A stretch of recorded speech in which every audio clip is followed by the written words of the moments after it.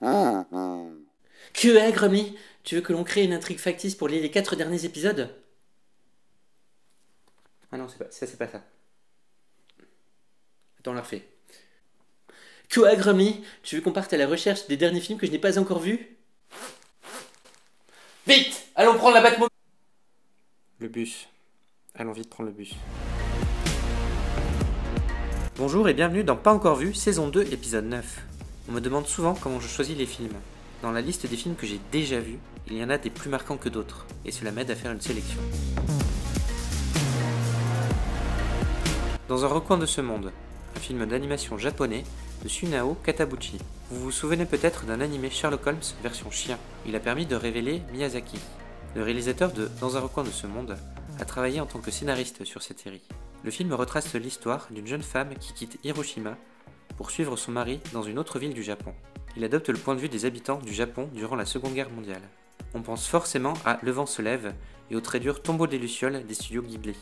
Mais le film semble afficher une certaine douceur et un point de vue humain face au contexte triste et tendu. Le Tombeau des Lucioles m'a marqué profondément. J'espère juste que ce film sera moins dur.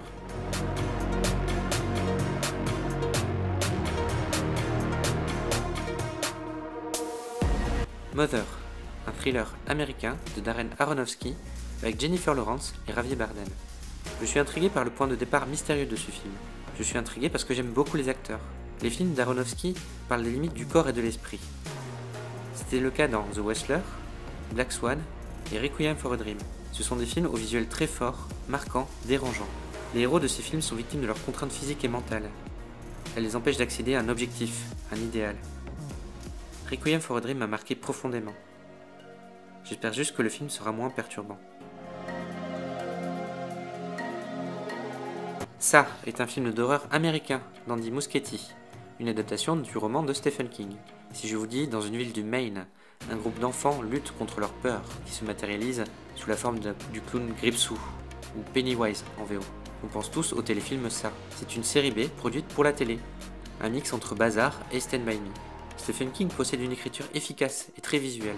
C'est pour ça qu'il a été adapté en film et en téléfilm un nombre incalculable de fois. On pense à Shining, on pense à Christine, on pense à The Fog, on pense aux Évadés, à La Ligne Verte, et j'en oublie forcément.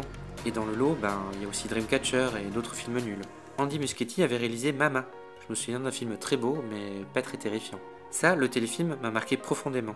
J'espère juste que le film ne sera pas trop décevant.